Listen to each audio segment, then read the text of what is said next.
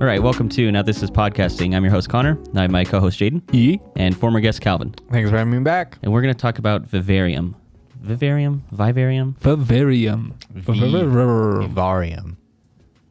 We're all going to say it differently. I think that's what we should do. I mean, I think it's based off of the Latin word similar to that. I'm not going to say that because, like, I'm sure everyone already thinks I'm pretentious enough. I don't need to say something purposely obsequious for no reason. I should have looked it up. Does that word mean something, or was it created for the title of this? Yeah. So, like, viva is life in Spanish. In Latin, it literally means a place to live. So rather than an aquarium, Vivarium. Oh, shit. Oh. Nice. Okay, I'm glad I asked. Yeah. I was wondering, I was like, I'm sure the name means something. I just Basically don't know what an aquarium it is. for people, which makes sense. Yeah. So this is directed by Lorcan Finnegan. I just love, he sounds like someone that should be an artist. Yeah. I saw he did like mostly shorts. He does one called Foxes or Fox. Yeah, it's actually very similar in tone and theme to this. It was really like the spiritual predecessor to this film. Did you watch that?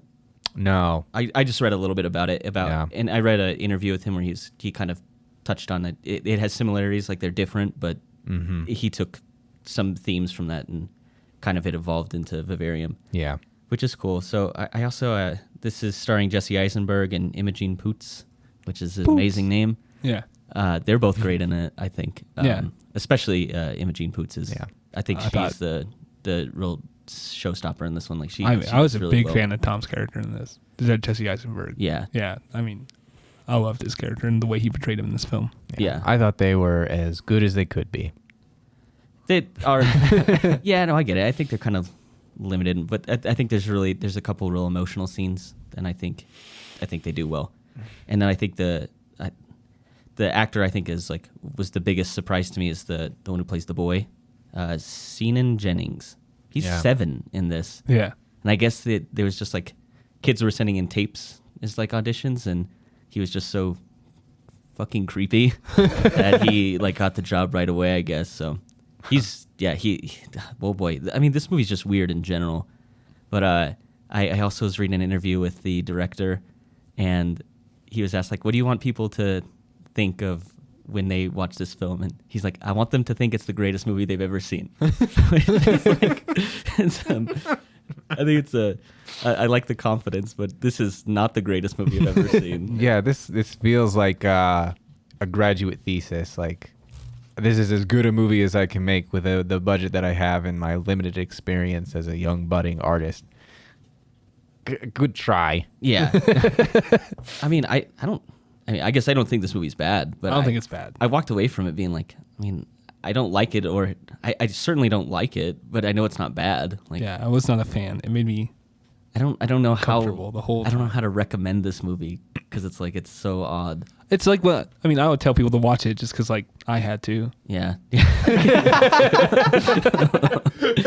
But like we talked about Green Knight last week, and that is like I recommend that. It looks great. It's a great story, and all the performances are awesome. That's an easy recommend. This one I'm like, I don't know how do I tell someone about this movie? So yeah, that's what we're gonna attempt to do now. Yeah, it's more if you just like psychological thrillers or like psychological tension, because there's not really a lot of thrill here. No, it's very weird and creepy, and it's a nice change of pace for your kind of typical movie going experience, because these ones don't get made as much. Yeah. I wouldn't call it all style and no substance, but it's style and there's a lack of substance. Yeah, for sure. It's also like a pretentious style. Like it's meant to look fake. Like it's funny how it's like a stylish, unstylish, lacking of substance. I thought they tried a little bit too hard to be strange and weird. Well, what I mean is more like the actual set design and everything is meant to look fake. Yeah. And so it's stylish in its while it's trying to look fake and unstylish. Yeah. Which is it. I don't know how to really describe it better than that, because it's just I like. Looks like a place that Gumby would live at. Like that's what it looks like. I wrote down that it looks like A Wrinkle in Time, not the new one with Oprah Winfrey. There's a 2003 A Wrinkle in Time. Is there? So I read the book when I was little, and I liked it, and so I watched the movie. And there's a part at the end where they get to this like planet that's controlled by brains or something like that. I barely remember this, but it's like all the houses look the same, and it's the same kid like playing in the driveway with a ball, and they all come out to play at the same time. They all go back in the house at the same time, and it looks exactly like this. Yeah. Like even the 2003 version looks just like that. I have no idea what it looks like in the new one, but that's what I made it know. I was like, this looks oddly like A Wrinkle in Time. So I guess we just like start out with kind of the movie starts with Gemma, Imogen Poots' character. She's a teacher, and she goes outside, like they're getting out of class, like, and there's a dead bird on the ground. Actually, no, I want to start. The film opens up with just a bunch of images of the birds, little baby birds. It's the European common cuckoo. Yes, that's what I wrote down. And it's the Bird. the small bird feeding the larger baby bird. Yeah, they're which is going to eat it later. Their brood parasites is what that species is specifically. So that's. I mean, honestly, you could watch the first 5 seconds of this film. It tells you, and that's the movie. Stop there. Yeah. Actually, so even before that, you're getting that kind of the opening credits, and it has all the logos for all the studios involved. And I actually thought it was a joke. I thought it was going to be something. There were like 12. Yeah, so you have XYZ Films, Fantastic Films, Fracas Productions, Ping Pong Films, Voo, BTV, and then Vertigo Releasing. I thought it was going to be like, it was just going to keep showing, like, I thought fake studios, and like that was going to play a role in the movie somehow. I was like, it kept going. I was like, okay, this is going to be like a funny joke, pays off later. No, it's just those are actually the studios involved. I thought it was a joke. Yeah, I there's so many things about this film that I just, what a great idea. I wish they would have incorporated something like that. And there's another one that I wish they had done something other than just being confusing. Like, why aren't 12 people, like 12 studios involved in a film that was done on a single sound stage? Yeah, and it's like it has almost no cast to it. I mean, it's primarily like 3 characters. Yeah. I was like, why are so many people involved in this movie? Yeah. Yeah. So you have that like one day of shooting in the classroom, and that's it. Yeah. You know? But yeah, okay, so moving forward, they find the bird on the ground, and Gemma's talking to this little girl because she doesn't understand. She's like, oh, why is it dead? And she's like, that's nature. And then they just kind of move on from there. Yeah, She's like, nature's horrible. Yeah, she's like, yeah, sometimes. Yeah, she's like, well, I don't like it. Yeah. And that was like, oh my gosh, like, could we be any more obvious for how we're setting all of this up? Like, yeah, so it's essentially that the baby birds got pushed out by the cuckoo. by your brood parasite, and then Jesse Eisenberg shows up. His introduction is kind of funny. He's like in the tree, like talking for the tree. Yeah. And I think it's cool because then it sets him up as like he's like the gardener for the school, or that he does that as his job. And it sets him up later because he has all the tools in the car with him. And so it all makes sense kind of how they set him up. It wasn't like contrived to be like, oh, I found a shovel and this is in the, I don't know, the shed behind the house or something. It was like, it made sense for his character and them to have that stuff, which plays a role later in the movie. So I thought that set up immediately. fine. I was like, oh, that ladder is going to come and play. That's going to happen. Yeah. Yeah. yeah, and it was very obvious that was the case because you went through the steps of strapping it down. Like, I kept like, oh, is that going to mean something later? It literally meant nothing other than the fact, like, hey, just so you know, there's a ladder on top of this car. Yeah. But yeah, I totally agree with what you're saying. It's like you watch the first couple of minutes of this and you're like, okay, that's the movie. It's just, and then it kind of just keeps going. This is not even a long run time. It's an hour and 38 minutes. It could have been shorter, I think. I feel like it feels so long. Like this movie takes forever, even though it's basically 90 minutes of runtime. Yeah, it's pretty long for, like I said, it's not no substance. It's just like it's unentertaining substance for a lot of it. So yeah, what I actually find more interesting in all of the film is just the way they set up some of the camera shots.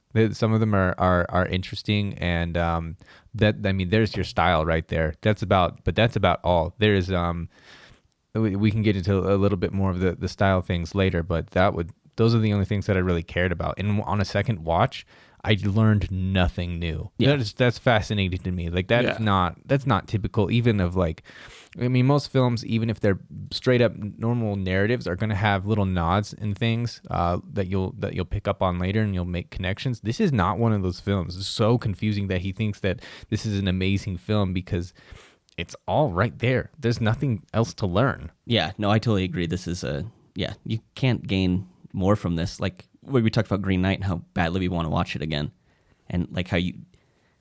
I know when Jade and I rated it, is like I gave it a rating and we were like, it can only go up from there. This movie is stuck firmly in its place. Yeah, it's right where it's at, and it's not going anywhere. If I had to watch it again, it'd go down. Yeah, I watched it once. I was like, that is enough of that. Which is why it's so amazing to me that in this interview he was like, I want people to think this is the greatest movie ever made. It's like, you got to realize like what you put out, right? Yeah. Yeah. This isn't the greatest movie ever made. Yeah. It's not even Jesse Eisenberg's best movie. It's not even the best version of this type of film. Yeah, like, you're right. And like Twilight Zone did all of this better, and then there are other films that do all of this concept even better. So I don't. It's not a new idea even to say that this film could be the best thing we'd ever seen. Yeah, I like it's not even the best in its own genre. Like Yeah. So what do you think of Jesse Eisenberg? So when he's introduced, he digs a hole, puts the bird in it, and then he does like a weird, it's not, like a prayer, but it's very clearly that he's like making a joke. He's like making fun of it, which I think is kind of like, I think in this day and age, it's kind of off-putting. Like I just thought he was just being Jesse Eisenberg. Yeah, I think they were just setting him up as being a weird, goofy guy. But I don't think he carries that kind of character through the rest of the movie. I agree with you on that part. Yeah, he does this like goofy, funny like, thing. okay, he's being Mark Zuckerberg right now, and then Yeah. the rest of the movie he's not. Yeah. It's I don't really like his character. He has like little bits of it, but it's not like they're more like fun character jokes than they are like actual character like shapes. You know what I mean? Like, right. By that, like let's have something that's kind of interesting about this person, but it's not necessarily his nature. So I agree. Like it almost serves no purpose because it's so stilted when we come up later in the film. Like how do we develop this relationship from someone who doesn't take anything seriously? Suddenly he's serious, and we have to get rid of the humor, and his seriousness is really shallow. Yeah. I just thought it was weird that, he seems to do this funny thing at the beginning, and then it doesn't really come back up again. It reminded me of like Evan Peters, where it's like sometimes he's just doing Evan Peters things, and it doesn't really make sense with the character. And this is, to me, is just Jesse Eisenberg doing a Jesse Eisenberg thing that doesn't really fit with the character. I didn't know if you... It reminded me of like when Batman vs. Superman, where he puts a Jolly Rancher in that dude's mouth. Dude, so weird. Why is he so weird? I don't know. Why is he so weird? And and I guess a lot of that stuff is just kind of not scripted, and then he's just a weirdo goofing on the set, Yeah. and they put it in. It's like, I don't understand why directors keep putting that stuff in the movies. Like, stop encouraging him. 'Cause it doesn't make any sense. No, it's weird. It's off-putting. Yeah. Off-putting is a good way to put it. So after that, they're gonna go get their Gemma and Tom are gonna go kind of look at their new they're looking for a new house, and they're trying to decide like, is this gonna be their starter home? And that's when they meet Martin, who is like a scene stealer. Yeah, he is. That's Jonathan Ayers. Yeah. I don't know why I always say that with like a question, but that is his name. I'm looking at it. I've just created an environment of fear. Yeah, that's it. Like I said, I just know you're gonna correct me if I say it wrong. You're gonna come at me, and make me look bad, dude. But he's great. Scene stealer is a good way to put him. I think he's not in the movie nearly enough, though. Yeah. I do like how they introduced him. The camera angles are really interesting. So when it's on him and he's talking to Gemma and Tom, you have his head basically cut off at the neck, at the bottom of the frame, and then you have this empty space above him. And then it cuts back to them, and in a very normal dialogue type frame, and then cuts back to him again, and again, like his head is at the bottom of the frame. And I think it's just meant to be like, hey, just so you know, this guy's weird, and it works well because it's not over the top, it's not campy, it's just the right amount of unease out of the frame. So one thing I don't really get about this part is they're like really Gemma and Tom, they're like being weird with each other. Like, are they going to ride with him or are they going to drive their own car? So that doesn't make sense to me because isn't the whole function of Martin to get people to these houses and then keep them there? So why would he give them a ride? It only works if they drive their car, right? No, because he could have left them there still. Yeah, the only reason that he wanted them to he wanted to know if they had a vehicle was that so the boy has something to drive back once he's of age. Okay, all right. Yeah, because I was confused on that. I was like, oh, he would want them to have their own car. That way he could split. Yeah, because if he just tries to leave, they'd be like, okay, you're our ride. Like, we're gonna get in the car too. But I guess he just kind of leaves anyway, so it doesn't matter. Right. You're right. I thought this scene was also great for setting up kind of the dynamic between Gemma and Tom throughout the rest of the movie. Because Tom it's like, let's not fucking do this. This is weird, and Gemma's just kind of being manipulated into it and just falling for it, and he just kind of has to tag along with her. Yeah, I think we'll get into their deeper relationship later, but I do love how it really sets up right. Actually, it gets set up when they're first getting in the car at the school, and she tells him that he needs to change his t-shirt, and he's like, really? Like, yeah, you stink. And it's all of this disconnect between the two of them. They seem to have very different ideas of how things should be done, how they want to go about their lives, and then that tension right there. That conflict isn't really explored in this film. It's kind of mentioned. It's kind of there, but it's not like the point. There's just so many more things about their relationship that they could have done that they don't feel it feels like they got glossed over for just trying like let's make this weirder. You know? Yeah, like they could have literally not even been a couple, and I feel like the movie would have been the same. Yeah. Yeah. Yeah, because I was gonna say that there's parts where it seems like they're really close and they're having a good time with each other. They're having these good little moments, and then there's big parts of the movie where they look like they seem like they don't like each other at all. It almost is like they function as like strangers. Yeah. But they're supposed to be like this romantic relationship there, and it's like I think it gets totally lost. I think they don't know how they wanted this relationship to work when he wrote the movie. Yeah, because it's so disjointed the way they are together. Because there's some fun moments where like they're brushing their teeth together. And she spits on him. Yeah, and he's pissed about that. Yeah, but he's so annoyed. But it's still like a nice little character quirk. But then it's followed up with they're so disconnected, and he's like, well, I'm gonna go do this thing, and you can stay in the house, and it's like, okay, so they have these fun moments together, and then they hate each other. It just, but it's not even the point. Yeah, like that's the thing. The way the film treats it, it's not. It's.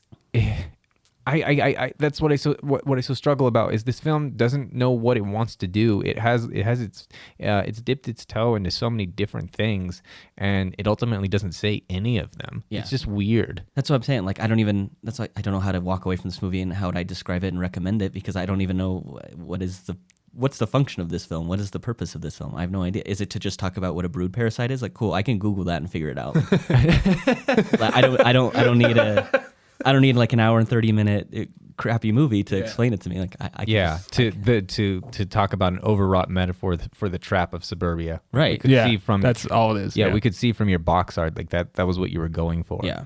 And I do. So in that interview too, when he said he thinks it's the best movie, he said I want people to talk about it and have like I want to hear what are the metaphorical like kind of representations it has, like what are the literal parts of it. And I think that is good because I do have some theories on it. It's just the movie is like there's enough there, but it's also vague enough that I think you can come up with your own ideas. So I have some. I think that'll be like kind of the more fun part of this recording is like what are our theories on it? Like what does it mean? Because I think there's some interesting stuff there, but that's like all stuff I have to come up with on my own, like because this movie doesn't have enough substance for me to really know what it's about. Yeah. You really have to like basically retcon the whole film if you want it to say anything. Yeah. It's so strange. It has to be from the viewer's perspective in order to make this movie like function, and like in order for it to matter, I have to come up with why it matters, because it doesn't really matter in and of itself, I don't think. Yeah. So they end up in the house. Martin takes them, and he does like what does he say? He like mimics one of them. He mimics Gemma. Yeah. No, not yet. Yeah. Because he asked them if they had children, and she was like, "We want them." But, oh no, not yet. But we want them. And then he was like, "No, not yet." And that was like wasn't be the first time that you thought he was weird, but that was you started learning like I thought of it as like there were a couple some of his mannerisms that made me think like, oh, I wonder if that's something he got from his parents, because there was one where when he finished a sentence and he's like, worth a look. And he did this weird little like jaw thing. I was like, I felt like, because it's the same sort of thing that the boy does with Gemma, always brushing his bangs. And like whatever. And so to think like, I wish there was more of that too. Yeah. Like, or like if they create themselves out of the mannerisms of their parents, why not make that more, and not necessarily obvious, but I guess it could be. It would work better if it was just so obvious, because they had literally no idea what to do in a human world outside of what they saw in two adults, that they have no idea of what human life is other than those two people. Yeah. Because later, they're trying to explain to the boy like what a dog is. He has no idea. He has no concept of a dog. So which annoying. Is like that. I think you're totally right. Like that to me is much more interesting. Is like how do you teach a kid? How do they conceptualize stuff that they have no context for, and like how do the parents like impart that onto them? How do they teach him like what the world is? But the parents fucking hate him, and so it's like you don't even get a cool that cool dynamic or that drama between them where it's like, you know, it could have been a neat story where it's like this is how the world works, and it's not that, because they don't even like the boy. So. Yeah, well, and what I mean by that is like, because they don't even like the boy, like how's he gonna learn if not by mimicry? Right. I would crank that up to 100 then. Right. But it's kind of there when it is there. It's like on purposely obvious. Like they really focus on the number of times that the boy mimics Gemma at the breakfast table, like drinking the orange juice and resting his cheek on. It's, but none of it shows up like later about the way. I just wish he was more like really obvious about the way he tried to.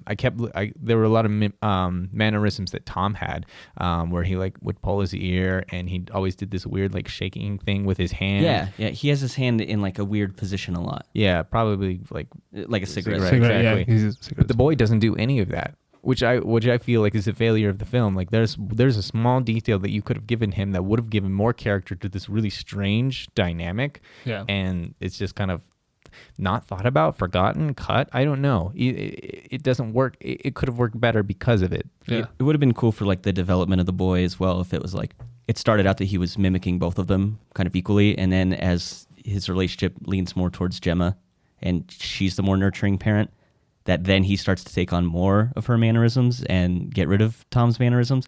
That would have been a cool development for his character, like the boy's character, I think. But like you said, it's like he just starts off doing Gemma stuff. So it's like, obviously this is the parent that he's like closer with. Yeah. Yeah. I mean, later in the movie, I think it explains a little bit why he just reflects off of Gemma and not Tom. But, I mean, so back to where we were, like Martin showing him the house. One thing that he says there is like, that really threw me off, is he's like, a living room, a room to live in. Yeah. I was like, okay, so this guy's like a fucking alien or something. Like right then I was like, he's not a human.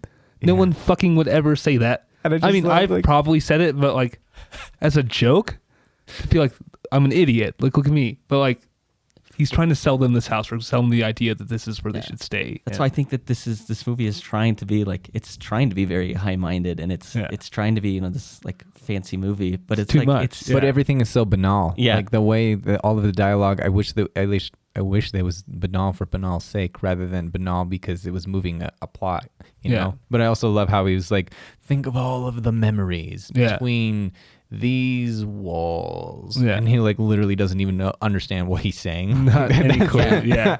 He's probably just thinking, like, I don't know what memories are, but. Right. Yeah. And then the strawberry thing, where he's like, some strawberries? And Tom's like, no, I gotta drive. Like, what the fuck? I did love that. He was like, a welcome tipple. Yeah. There's so many like kind of quirky character moments in this, but it's like they're few and far between, and it's like, well, lean into it, because that's what your movie should be. Because it's essentially just about these characters. Mm-hmm. So it's like, lean into that, do more of it, because there's fun little things in it, but it's not enough of it. I also you're talking like a room to live in. The tagline for this is also kind of similar to that. It's like, your home, period, forever. Yeah. But it could be taken as like your home forever, like this is your forever home. But this was like a more it's supposed to have a kind of an ominous connotation to it. Yeah, because like it's when like you're home, you're forever, you're stuck here. Like when they mention like they don't have kids yet, and they're like, "This is gonna be a starter home for me," and he's like, "It's not a starter home, it's a forever home." Yeah. And I was like, "Okay, so they're never gonna be able to fucking leave here." Yeah, Yeah, I did it's just love kind of to- spelling itself out like Yeah, immediately. and I do love too. There was like, I don't know if it's just I like to think of it better as the creatures not really understanding and being just more heavy-handed, because in the living room there's literally a picture of the house, because Yeah. you know it's a living room. Yeah, Haha. there's like pictures of the house like all over the house. Yeah, It's weird. I wrote so many things. I was like, it was like picture of bed above bed, Yeah, and then it was like mirror picture of bed over bed. Just like so many of those Yeah. everywhere. And yeah, because it was like, this is the bedroom, and we really need to have a picture of bed, because room is bed and Yeah. bed is room. And Yeah. I feel like that's like the way they were thinking about it. And that's, I think those types of things are, there should have been more things like that. Yeah. That the I think really so. like, if you're thinking about it of like a species or a creature or whatever that just doesn't understand human nature or Right, human right. like it would have been even more stilted and eerie because of things like that. Yeah, it's like, because it should be like, this is what humans do, right? Like, yeah, they put pictures of beds in the bedroom. That way they know it's the bedroom. Like, it Yeah. should be more stuff like that. Yeah, and then like if they like labeled things like door, like Yeah, front right. of door, Or- back yes. of door. That would have been And, like, awesome. this is where food goes. But I did like how later when they come back, we're a little bit forward here, but like when they eat the strawberry, there's some taste, because I don't think they've ever fucking like actually eaten anything. Yeah. To that Well, I point- mean, if they are like bird type creatures, they just Yeah. swallow it. Yeah, Yeah. I mean, maybe they have taste receptors. yeah. 'Cause But I think most mammals probably do, because otherwise, how do you, I mean, it's a biological thing that lets you know when food is or isn't edible. yeah, But I do like think they just like shovel it down. yeah, Yeah. So they'd eat the strawberries or whatever. They try to escape for a little bit. yeah. They can't get Which away. Martin is sneaking around the house like all weird when he's showing it to him. Like, Yeah. okay, Yeah, gonna he's bail. like, please enter this room, and then he like does Goes like a little walks like spin, and, around. like, Yeah, They just I'm walk like away. the yeah. fuck, like. He That's leaves, what- and then like Jim was like, okay, well he's gone. Tom's like, thank fucking God, let's get out of Yeah. here. And They can't leave. They keep trying to drive around because Gemma's driving. This is one other funny part. She's driving around. They can't figure out how to get out. And he's like, Tom gets out of the car. He's like, let me have a go. And she's like, oh, you want to go? Yeah. You want to go at the car? Yeah. Like, Yeah. I'll let you have a little go of the car. And like, she's oh, such yeah, a child about it. It's so funny. Like, it's so great. so I think like that's why I think like she's the best part of this. She has a lot of like good delivery as Yeah. lines, and she has a couple like emotional moments with the boy, and then one with Tom later on. That I think she's great, but that like she's so funny. Oh, you want to go? Like, Yeah, are you 6? one thing, like, so he starts to smoke in the car as well for a moment, and he flicks a cigarette out after just taking a couple puffs off of it. Mm. And then I wrote down, I was like, oh, cigarettes on the ground, like, that's probably gonna come into play later. And all this is show passage of time. yeah, Like they've been driving around for, okay, that can happen to a cigarette in like 5 minutes. yeah. It's like Yeah. it's And you also- could do that because it just turns to night. Yeah. So it's like Yeah. okay, you've already shown the passage of time So that because it was day and now it's that night. was So I already silly, know yeah. that. Now I Yeah. just feel bad for him because he wasted one of his. Yeah. Yeah, exactly. And if he's gonna just be wasting cigarettes like this, he would have run out of them way sooner than the so end of the long film. ago, yeah. And so when he smokes the cigarette in the car and Gemma gets really mad, she's like, oh, you are not doing that in my car. It's just like adds to like why I think this relationship is so disjointed and like they don't even understand each other because she's like really upset and like shocked by it. It's like you don't. You know the rules. It was almost They like were like parked, but he could have just stepped outside for a second. Yeah. her reaction was almost like surprised that he even smokes.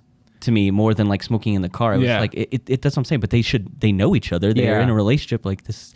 It was just that's what I'm saying. I feel like they don't know how they want to tell the story of their relationship, and it's so disjointed. And that was Yeah. the scene where I was like, wow, why is she like? Yeah, I get getting mad, but like she's like in shock that it's happening. It's like he's never done something like that before. Yeah, well, I think the surprise would be like clearly you can't smoke in my car. Like why in the world are you lighting a cigarette in my car right now? Like it's so well spelled out in their relationship that is a line that he can't cross, and he still does it anyways. Again, Yeah. adding to that level of like these two people shouldn't be together. Yeah, that's what I'm saying. But then I think there's some parts of the movie where it's like it paints them as like kind of being really in love and they should be together. And Yeah, it's he's really so nice. weird. It's yeah, so weird. Like the way he'll casually take her hand and hold her, or just rub her shoulder. Yeah. He's very sweet in those moments, but they just don't add up to a whole character. You know what I mean? Right. It was like, okay, we gotta have some sort of emotional connection here because it's clearly not coming off to some people. Like, let's have some of this. Yeah.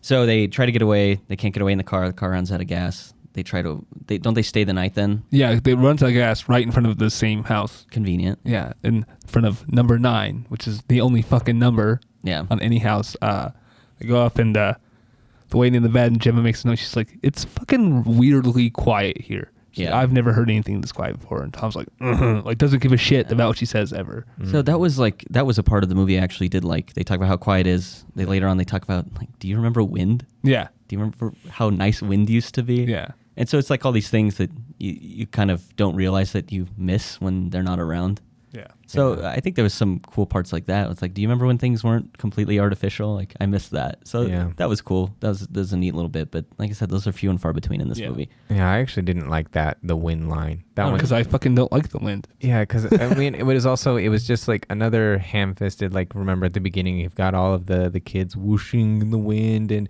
he's when he buries the birds, he makes the whooshing sound and dropping the leaves, and just the way that he created that scene where he was like, the wind, and he's like dying of the black lung. Like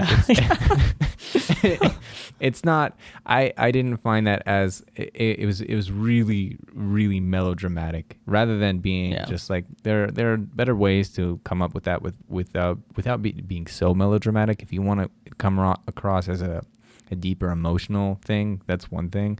But what I loved about the sound was when they first got there was an echo that you could hear when in everything that they were saying, and then there was just the silence when they were in the bed. Like those types of sound design things.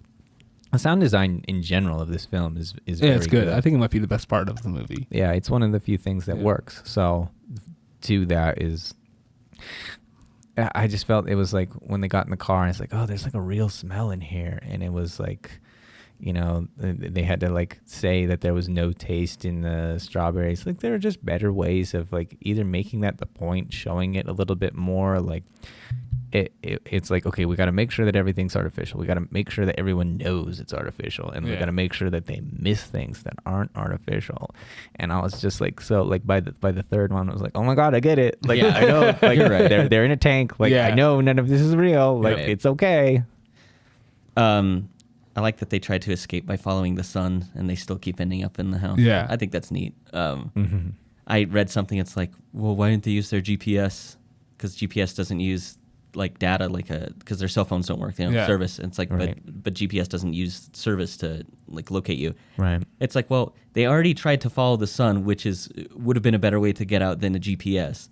Yeah. So I don't think that's really a sun though. Like if you think of the whole thing, it's tank, fake. it's probably like a pinhole. Yeah, that's what I'm saying. It's fake. But a GPS would point them in a right direction. Well, I mean, saying either way, the problem is not that they can't go in a right direction. It's that the whole thing is self-replicating. Like exactly. I mean, so it's just a dumb comment. Like I don't know. There's not a solution to this. Yeah. Because they don't make the rules of this physical environment. Yeah. You're if you think the GPS works, you're operating under the assumption that like this is it is some location on Earth that is you could escape from. Where I think it's clear that this is, like you said, it's like artificial or self-replicating. There's not a way out of it. Yeah. If you can't follow the sun and get out of it, I don't think your GPS is going to work either. It's like he pointed out some big plot hole, and I was like, nothing would have gotten them out of there. There is no way. They're out stuck. Yeah, It is everybody, the way it is. and he's just like the confidence he seems to have is like, oh yeah, a young couple in the UK, of course they have a GPS like handy. Yeah, it's just odd to me. Like that's a weird comment. It's like, you're in a Twilight Zone episode. There's not a way out of this. Like your GPS isn't going to help you at all. I just thought it was silly. A silly comment. The whole point of this is to be like you're stuck there. Yeah. And I think they spell that out really early. Like, so stop worrying about how you're going to get out, because that ends up not being the point of this movie after a little bit. It's not. It starts out them trying to escape, and then they realize there's no way out, and that's when the boy shows up. Well, so I want to talk about him burning the house down. Oh, okay, yeah. So they hop the fence, whatever, and the lights are on in one of the houses. They're like, oh shit, somebody's home, and it ends up being the house that they're stuck in. They just left the lights on in their own house. And Tom instantly is just like, oh, I'm sending out a smoke signal or whatever. He just burns it down. Like, I didn't like care about the smoke signal. I was like, just burn the house down out of rage. Like, I would have been happier with that. Yeah. And then they wake up in the morning and they're covered in soot, and the house is there, and there's a baby in a box in the middle of the street. It's a really cute baby too. I really wrote down babies are ugly. I don't fucking like them. Were we even watching the same movie? I was like, it's got balls. It's a boy. Babies are ugly. I like that it skips from that and to the boy being older. Yeah, which is good. I hate it when films just waste their time. Like, Yeah. I'm glad there wasn't a big like kind of couple scenes of them holding it and Yeah. caring for it as a baby, and then I like that it just skips right to the boy. It's like 98 days they've been there. which is cool because like when they wake up and the boy's standing at the foot of their bed, I was like, oh fuck, like how long has it been? Like, have they been here for years now? Like, what just happened? So I think the reason he is growing so fast is that's the same thing with like a lot of these birds. Mm-hmm. They become massive compared to the other chicks that they're in the nest with. And Yeah. a lot of them, like I said, they end up pushing the other ones out, and they just grow so much faster. And so that's what I think is just a correlation to that. Yeah. So the boy's just growing up really quickly. Yeah, it's a part of the evolutionary arms race that some of them have, that they do grow faster specifically so that they can move, kick out either the eggs or the younger, smaller chicks. Yeah. Yeah. So that's what I equated it to. But I do love too how there's like, I go fast as a dog. The kid is. I fucking So, hate it, dude. I was- hate everything about the kid, and every time he's on screen, I hate it. I hate it so much. His voice is like, I was trying to look up if they did some tinkering with his voice. I even thought maybe they had a different voice actor do his lines, because it's like weirdly deep sometimes. Yeah, well, he sounds like an adult, and then other times it has to be mixed. Yeah, I mean, it's got to be. I was trying to look stuff up for it. I couldn't find any like confirmation on it, so I don't want to like be like, this is what they did in editing. But the boy's voice is so strange. It's super weird. It's almost like he's going through puberty, like as a child or Yeah. something. Yeah, it's strange. Yeah, and the kid is great. Seanan Jennings is No, he does a great job, but I fucking hate him. yeah, Yeah. which I think is the point. Yeah. because Like when he sits down to eat cereal for the first time, whatever, and he's just fucking screaming. Yeah, Which I think is just in correlation to when he was a baby and they'd feed him when he was like crying. Same. I guess. It's the same thing with cuckoos. Like Yes. they'll shriek as a marker to the mother or whichever brood mother species that of the nest they're in, to let them know that they're hungry. So basically, this dude just watched a documentary on these birds. Was like, that's a what fucking I'm movie right there. No, he literally said that. Yeah, I'm not even kidding you. Like that, they're like, he and the writer, like, yeah, we were watching like a documentary on the European common cuckoo, and we were like, oh man, let's do that. we should make a bad movie about it. Yeah. So they basically took foxes, their film that they did before this, and then they were like cuckoos, and they were like, We've done it. greatest movie of all time. Yeah. I thought the screaming is just him being like, it's just to parallel what the birds do. Yeah. So Yeah. that sounds. He actually also describes them. He thinks of them as magpies, because the voices are annoying. The actual magpie, and then it's the black and white mirrored in the images of the fractal patterns on the TV, and and their clothing as and well. their clothing. Yeah, Which they look like they're just like Jehovah's Witnesses. Yeah, me too. Yeah. I feel like in a parallel universe, there's another film like starring Nicolas Cage, and it's like Raising Mormon. That's awesome. That'd be great.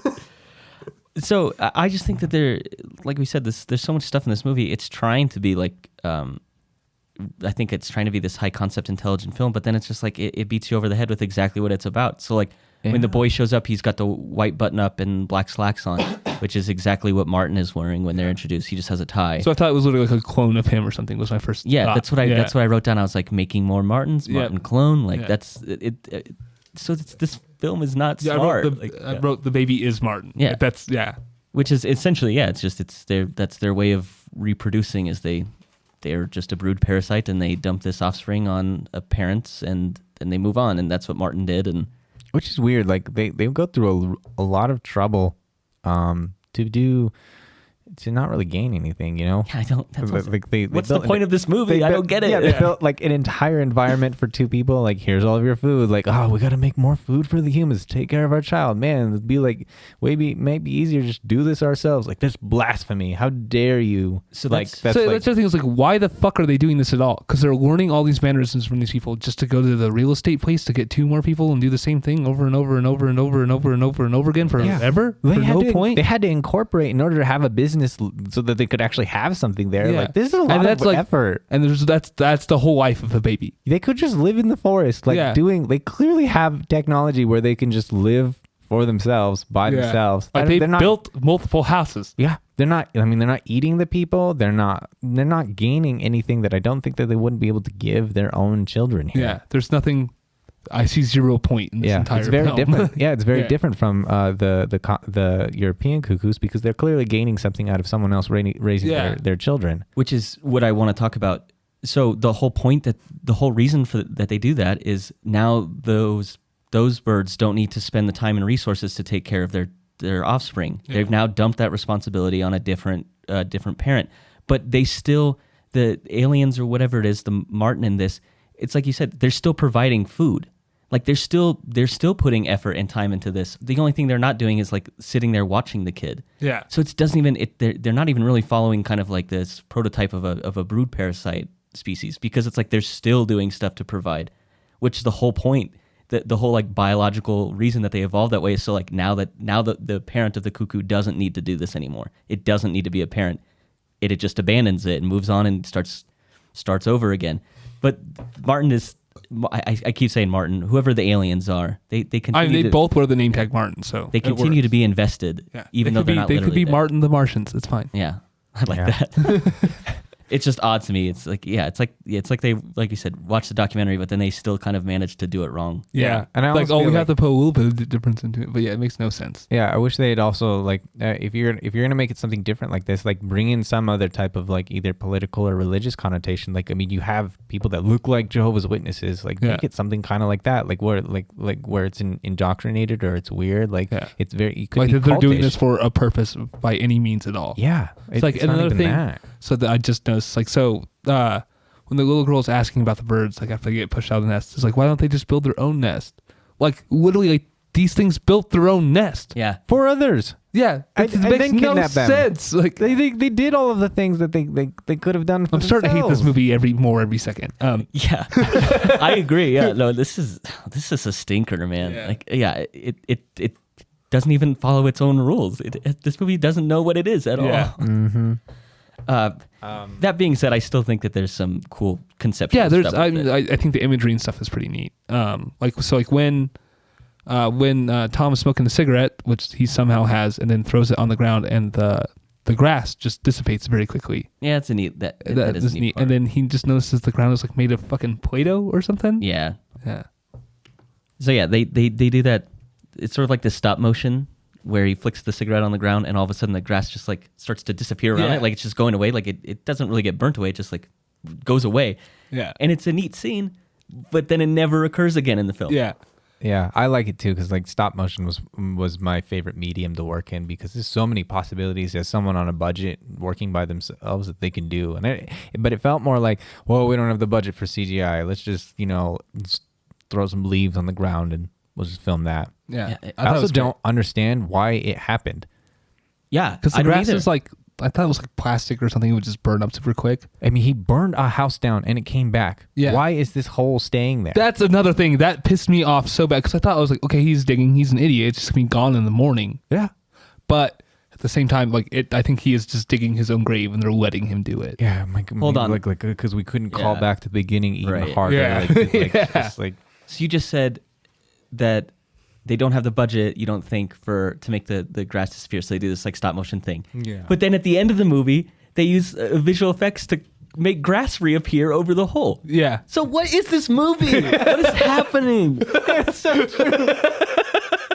maybe it wasn't CGI. Maybe it was a different technique where they just had it overlaid and then kind of like. But it does look more like CGI than another technique that I can think of. But I'm saying, so you've already built this shot in earlier where it's this stop motion thing to get rid of the grass. when you're putting the grass back in, do stop motion and put it back. It would have been sweet if they did that. Have some continuity in your film. Like honestly, Oh my I God. even like realized they put grass back over it because like just at this point It was probably so didn't care. subtle. Yeah, I actually rewound it because I wanted to see how they did it, because all of a sudden I realized that there was grass back in the frame. And so I thought maybe they did something neat with it. No, it just kind of fades in. But yeah, so it's like you already had a way of getting rid of the grass. Just do the same technique to put it back in.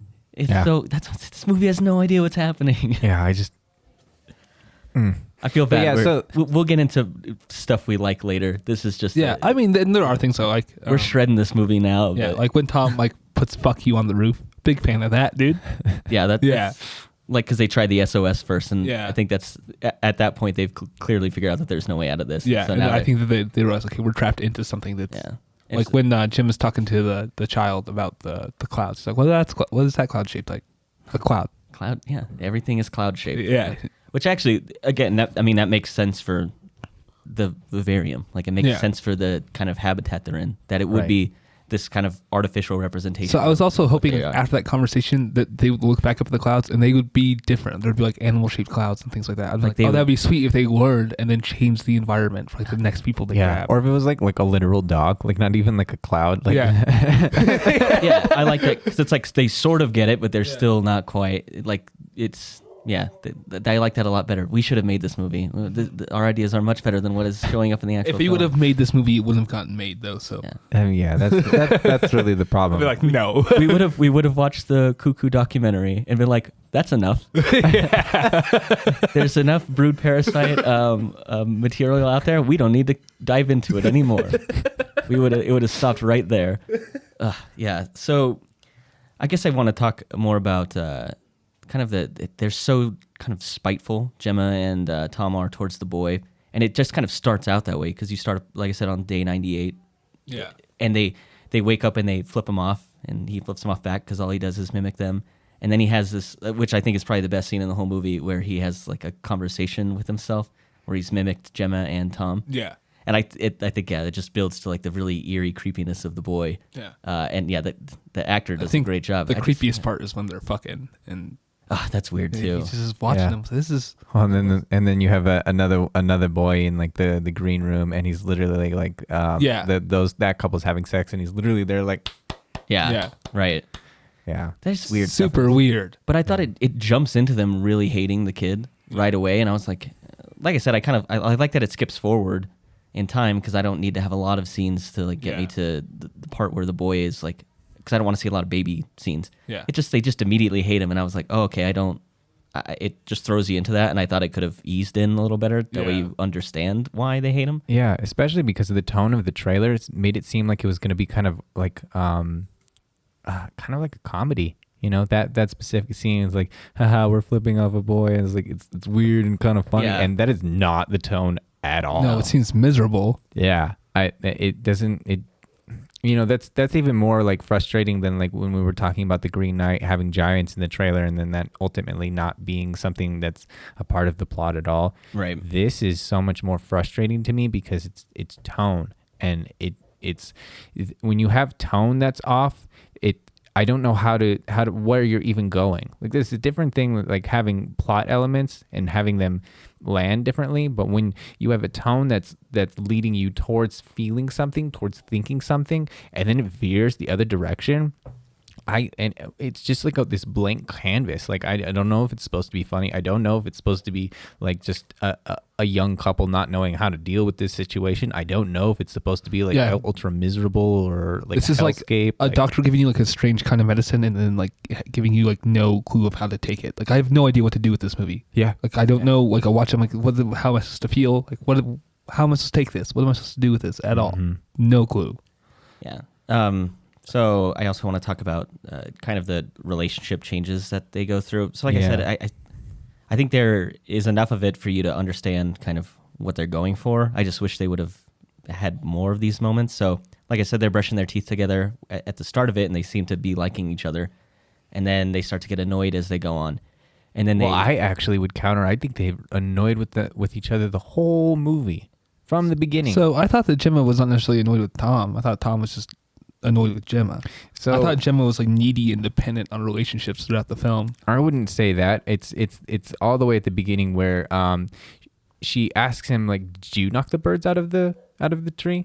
Because it's there right at that beginning part is where she questions whether he's even ready for children. Yeah. I mean, there's so many things like that. Like, I mean, I have a whole list. Like with the baby birds, change your T-shirt. When Martin asks them if you have a vehicle, and Tom's about to say no, and she's like, yeah, it's outside. And then Gemma's in the car when they're driving, and she's like scatting.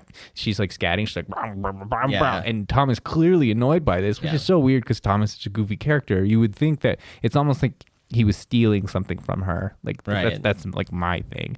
But then it's like, yo, you want a little go of the car, and then I love that part. yeah, and then smoking in the car, and then when they're driving around, there's all this overlapping, discordant dialogue, and then they're at each other's throats about like, oh, it's futile to, wait with a pickaxe to bash their heads in. So are you going are you going to dig today or whatever? And Tom's like, yep. And then no, even before that, before the hole even shows up. Yeah. And he's like, well, is just as futile as putting an SOS sign on the roof where no planes fly by. Yeah. So like all of that, like it's all like it just kind of built up a little bit more and more because it pulled away the nicer parts of their relationship. That's all it did is it pulled out the rug rather than and revealed those things that were always present. So I think there was some like subtle, like I think the one I liked the most is when they're having breakfast together, they'd finish eating and he would grab her plate. And I think in the first one, he like grabs her plate and like pats her on the back, shows some affection. Mm-hmm. And then the next time it shows him eating, he more quickly just like grabs her plate, and because he's getting more frustrated, more annoyed at the situation, more annoyed with her, he grabs her plate and walks away quickly. And then it gets to the scene where she's like, "Are you going to dig today?" And he says yes, and he just grabs his plate alone and puts it away and goes outside. Yep. So I thought there were some and then parts. Even then after that, where he's just eating by himself. Yeah. Yeah. So I thought there were some parts that were like, I think that's good. It shows kind of like the gradual kind of change in their relationship. How he's just starting to resent her a lot. Yeah. Yeah. But then while that's taking place and kind of this kind of more longer sustained change is taking place, there's scenes like Calvin says where it's just like, it's very blatant that they're not getting along. Yeah. And so it's like, you can't have both. You can't have them like at each other's throats and then also have like kind of a gradual change in the relationship being represented. Well, that's what I mean is like I don't think there really was that much of a gradual change. Like there were a couple things, but they were just plot points. They weren't like real changes in the relationship. They were just like, I just don't want to go through the rigmarole of it right now. Like from what I got, like there's just massive amounts of disconnection like from the outset that outside observers would be able to see that like, okay, these two people shouldn't be together. But then I think what the movie is trying to say is oftentimes we don't realize we're with the wrong people, and then we get locked into the patterns of our social conventions, and pain and suffering grow exponentially for the couple and everyone around them. And that's really like why I have it's not the point, like that's what it kind of feels like, but it doesn't say it in a way that it makes sense. Right. Like I said, it's like you have to come up with your own idea of what this movie's about. Like the work is all on you to get something out of it. Which I have like a theory about like the whole relationship thing. Like, Yeah, I want to. Which ties into the end of it. We'll wait for that. We'll do like our theory stuff. Yeah. What do you? Are we done talking about the relationship? Because like I said, I don't think there's a ton there to it. Yeah, there's really not. Like the only other thing I want to mention is when he locks the kid in the car. Yeah. Okay. And he's like, we should starve it. And she's like, what are you doing to him? He's like, it's not a fucking him. It's an it. Yeah. Mm-hmm. And I'm like, okay, so to this point in my brain, I'm like, I'm on Tom's side on this part. Yeah, like, for sure. Fuck this kid. I don't even know why you're starving him. You should just hit him in the head with the pickaxe. Yeah. It's still like brutal. I mean, yeah, it's brutal. I think brutal starving some kid in the car is worse than smashing his head in. Yeah, listening to it scream. Yeah. Yeah. I enjoy the pain and suffering of small children. And that's just like, I think it was like motherly instincts coming through Gemma or whatever. Like she's like, it's a kid. I have to take care of it. Yeah, like, which is like it makes no sense to me. Yeah, it's not deserved. It's not earned. Yeah. Like I think the idea is the reason it's not earned is I think they're just hoping that you remember the fact that she teaches school children. Oh, and so which I totally have forgotten. Yeah. That's what I'm saying. Yeah. They're hoping that you remember that one scene at the beginning, that there really isn't anything built up to it. Like there's not scenes that portray her as like this. But I guess she does say that she wants kids, but there's still not enough to like be like this a motherly figure. Yeah. And she would always take care of the boy no matter what. I actually thought that the movie was like decently sexist with its portrayal of the characters. Like Tom is just digging, like working as the dad or whatever, and Jim's like, I have to be the mom. She has to sleep with the kid, and like, Yeah, because obviously he's abdicating his role, so I have to step in. yeah, Because I'm a good person. yeah, it's weird. Yeah, I do think that they should have just. I mean, it just at least to experiment and see, like, maybe that will get a reaction out of whoever's holding them captive. Yeah. Maybe that will change their circumstance. But no, they just continue. He's like, if they care about him, they'll come for him. Yeah. Or whatever. Yeah, Like, yeah. I'm like, Tom is making so much sense right now, and it's silly to me. That whole part was. I weird. agree. Yeah. Yeah, Tom's entire relationship with the boy is just the start of it, and then that one time where he literally just like throws him. Yeah. After the kid like trips him or whatever. Yeah, because he's spinning around him, and then he ends Yeah. up accidentally tripping him. He's just like so frustrated, and I love like he throws him, and she's like, "Oh my God, are you okay?" And like he opens his eyes and like smiles. I'm like, Yeah. why would I be hurt? And then they start tapping. Shantytown. I think that dance scene is so weird. It's Like, very again, it's strange. another disjointed scene Why is the involving their car relationship. working? Because sometimes they're at each other's throats, and then sometimes they're like, "Oh, we're a fun couple. Like, let's dance." Yeah. It's like, what? That's what I'm saying. It's so disjointed. There's no consistency to this relationship, Yeah. and maybe that's the point. Maybe it's supposed to be like, even when you're in a bad relationship, people still stay in them. There's something good about it, I guess, but it's still a bad relationship. So maybe that's the point. I think it is. I don't fucking know. I think Yeah, it is, I but think it is, too. but I don't think that they set up the scenes in a way that give you that feeling. You know? No, it just feels like, why are you guys even together at all? Yeah, We don't get this. yeah. You're a teacher and you're like a maintenance man at the school. This relationship doesn't even make any fucking sense. right. You Yeah. should both be 50. Yeah. Like not. Yeah. But yeah, like It's I odd. just feel like that's the thing. If you don't feel like it's working, it's because they've thought of all of these, like, okay, we have to give highs and lows to the relationship so we can have tension build and recede throughout the film, and so we have to have fun, nice moments, and we have to have bad, weird moments, but they don't set them up that way. It's just like, okay, one after the other, and they have like a list. Yeah. It's almost like a robot made this movie. Yeah, because honestly, I tried to map out the tension of the whole film, and it's not really like, it's just like this even layer of tension and like a small blip, and then it just goes back to being weird. Like, we already know it's weird. Like that one scene where he says he met someone today. Yeah. Yeah. I'd say that's like, so the tension builds from the beginning, they get trapped, then the boy, and then when he's an adult. That's all the tension each time. Mm-hmm. But I think like right from where it's boy to adult is where he says he meets someone, and then he starts like cawing and like, you know, all of the a sudden throat thing. Yeah, Which all of a also, by the sudden- way, this scene right here pisses me the fuck off because like she's like, "Can you tell me what it is?" And he's like, "I can't." And she's like, "Oh, let's play pretend." And Yeah, he pretends to be the kid. I'm like, so like, how are you guys getting tricked by the dumbest species to walk the face of the universe? Like, I just don't get that at all, dude. Like, how is the kid so dumb that like he would? I can't tell you within 30 seconds later. Oh, pretend to be him though. Yeah, it's Yeah. this really contrived way to get him to. Yeah. Well, I almost I do. It I, just seemed like very lazy writing to me. I didn't mind that one as much because I had it. To me, it seemed more like what semantics mean to a species that doesn't communicate the same way. Right. Like he has Okay. two different modes. But I do love like all of a sudden like his balls drop and he's just like showing brain and like Yeah. Yeah. It's so creepy. Like a That's really like- It's very gross. a Yeah. disgusting frog. Like, it's yeah, really weird. exactly. And it's just like, yeah, it just looks like a nutsack And- on his Yeah. neck. And is that before or after he gives her the book? It's after, because that when he says "Mother, you are home," then literally the next shot is him as an adult. Yeah. And yeah, just the whole giving of the book, I don't get that either. Like, why? Oh yeah, I have all of the answers you want. It's because that's how they learn. It's weird. That's literally all he says. Like Finnegan says that's how they learn by the fractal patterns on the TV, which is also represented in the neighborhoods. Like that's Yeah. like, the fact that it's self-replicating and it looks like that is meant to be the same imagery, and that's why it's in the book. And that's it, But like, why did he give her the book? because she knew it didn't matter. So then, why does it? I just don't get it, man. It's bad. It's a bad scene. It's a bad movie and a bad scene. It's a bad scene and a bad movie. He had just been like, oh man, you gotta look deeper. You gotta think deep. It's like hidden there. But the fact that he was just like, oh yeah, no, it's just like to make it creepy. Like, bro, like what? Yeah.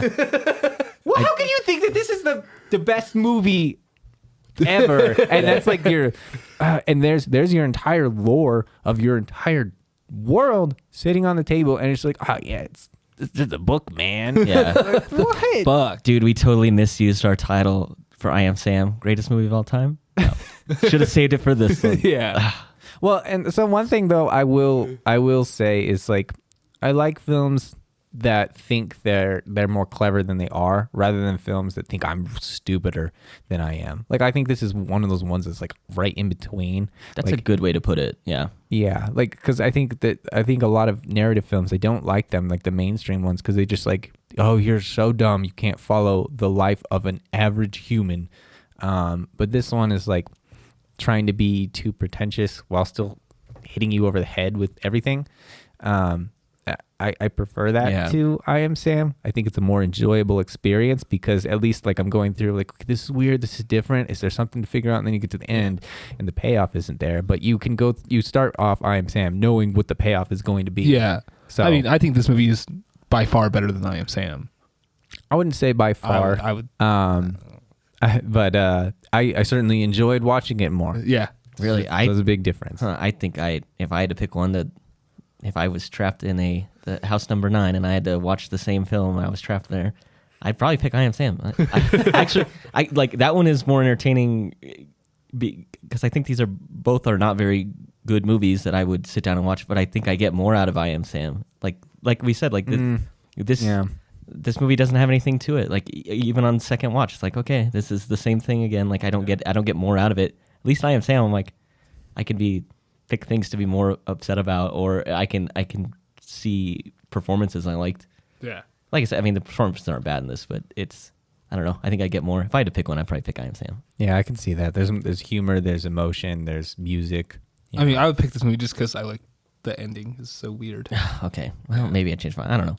Yeah, the ending is the reason why I'd pick this one. Yeah.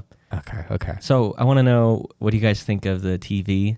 Hannah and I were talking about it, and she beat me to it. I was just about to say it when we were talking about it. She was like, "Yeah, it's like the Hypnotoad from Futurama." That's That's like what I exactly, thought. yeah. Oh, I haven't seen that one. That's what I thought the whole time. Yeah. She beat me to it. I wouldn't be surprised if he's like, yeah, we totally ripped that off from Futurama. Yeah, I think like, this guy maybe has not come up with his own idea ever. Yeah, I feel like you could look at like his internet browser and all of the tabs on Wikipedia. And it's like,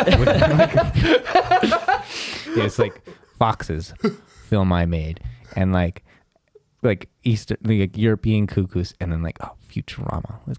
Gotta bring that in. You just like And then the fact that they got Jesse Eisenberg and Imogen Poots in here, and they're like looking at his computer like, what is this, man? I guess that from the interview I read, it's like they had some input, some stuff got rewritten, but it's mostly just, this is pretty much all him. Yeah, because they got producer credits for this, didn't they? I think both of them did. I didn't look into that. I didn't see that. I just know that apparently the writing, it was all... it's all him and this guy, Nathan. Right. They're like a little writing partnership duo. But Stop. Yeah. Someone else should write your film. They're bad.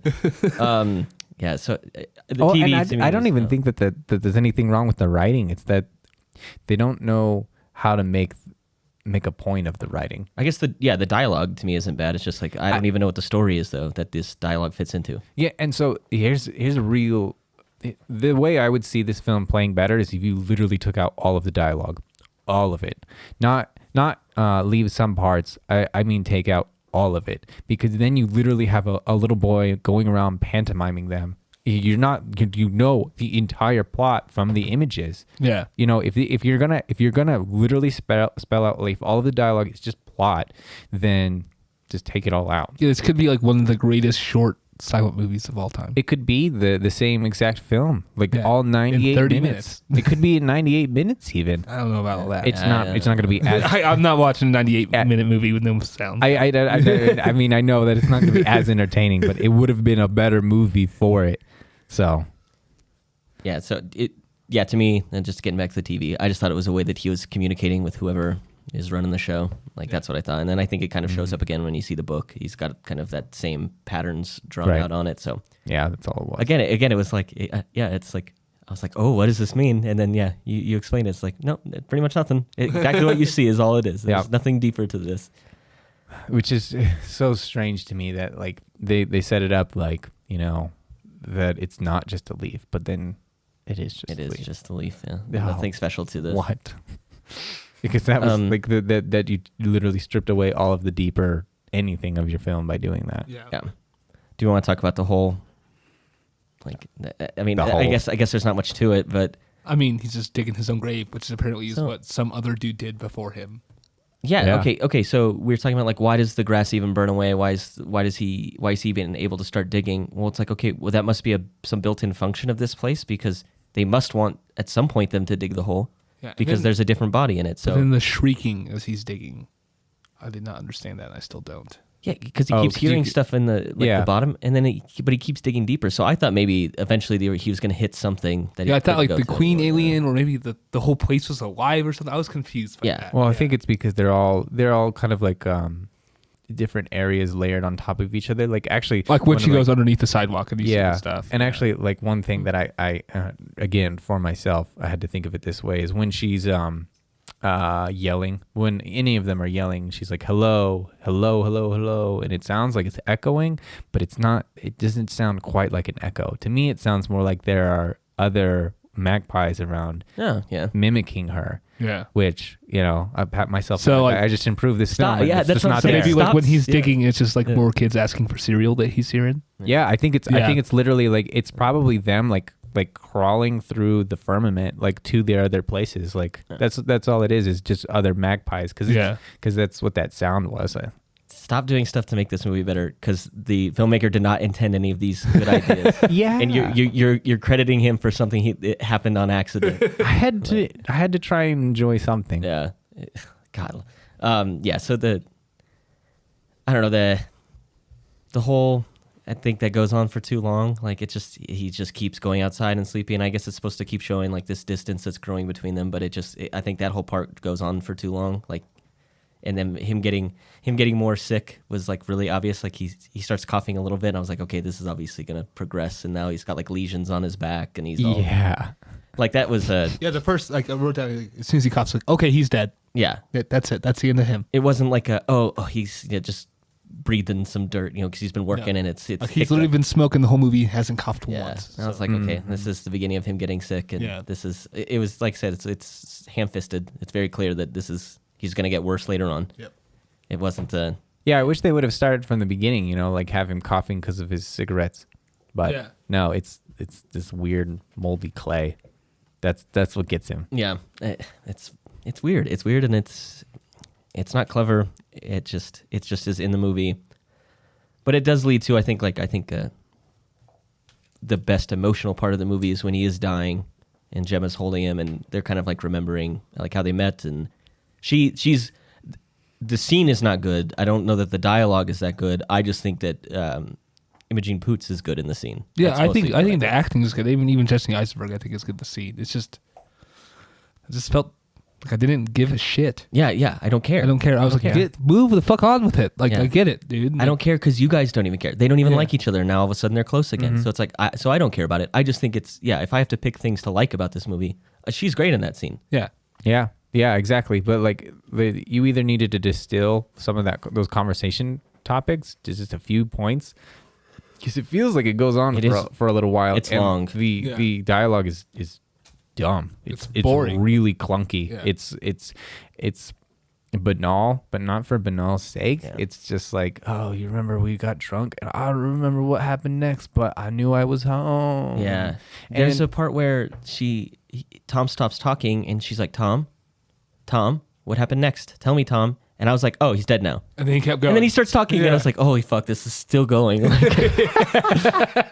Because that would have been fine. Let him die there. And then literally the same thing happens like 2 minutes later. Yeah. Like, yeah, exactly. But like I was really sad this day that I watched this.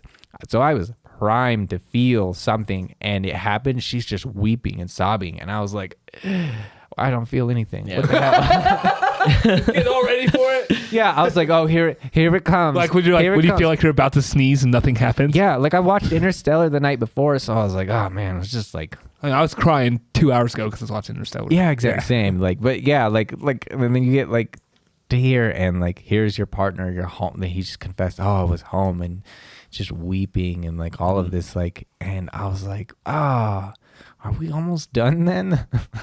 Yeah, that goes on for an incredible amount of time. Like, and it's, what is it? What'd you talk about that movie with the horse or something? Oh, the Turin horse. Yeah, it's impressively long, this scene.